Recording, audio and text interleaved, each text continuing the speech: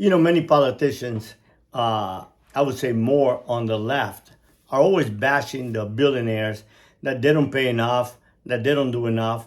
And the truth of the matter is that the public eats it up. Oh, you don't pay your fair share of taxes.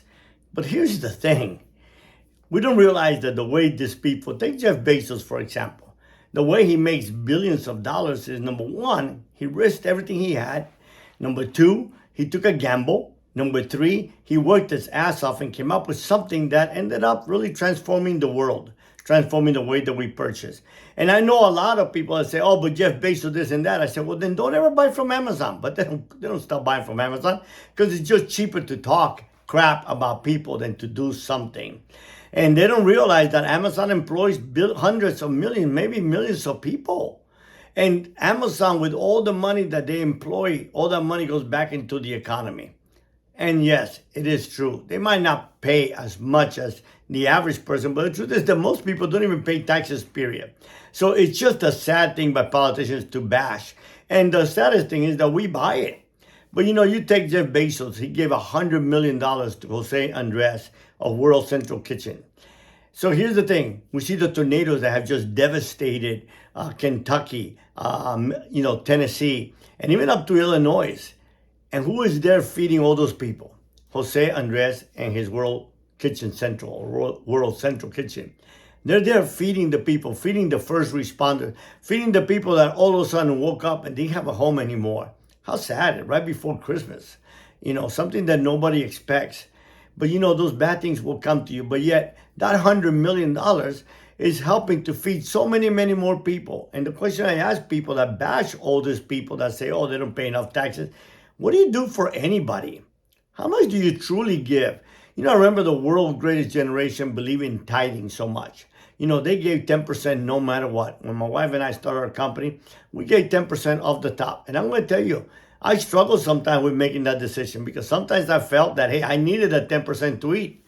But in the end, what ended up happening is it just came back to me multifold. I believe, as a man of faith, that you cannot outgive God. But even if you don't believe in God, just as karma, you just cannot outgive people. I mean, money that you give, it always just seems, there's this universal truth that it always just comes back, and it comes back greater fold. So, instead of bashing those people that feel that we're not giving enough or their fair share, why don't we do something about giving? Why don't we do something? Take a little bit off of what we got. Why don't we just donate maybe just $20 worth of food? Or send Jose Andres, whose most of the money all goes to help people. No matter where catastrophe is, anywhere in the world, you see that they're out there feeding the people. And a hot plate of food, when you've lost everything, means a lot. It means, perhaps that, hey, things will be all right. God will be there for us. But when you go hungry and you've lost everything else, then you know what? Life becomes very, very difficult for you. So instead of bashing those that we feel that do not giving up, why don't we do something about giving? Why don't we do something about helping those that are in need? And during this Christmas that we are going to spend so much on ourselves, why don't we just take a little bit of that and help others? Just give a little hand. It doesn't mean much. Those that can give a lot will give a lot. Those that can give little can give little. I just came back from Louisiana State Penitentiary.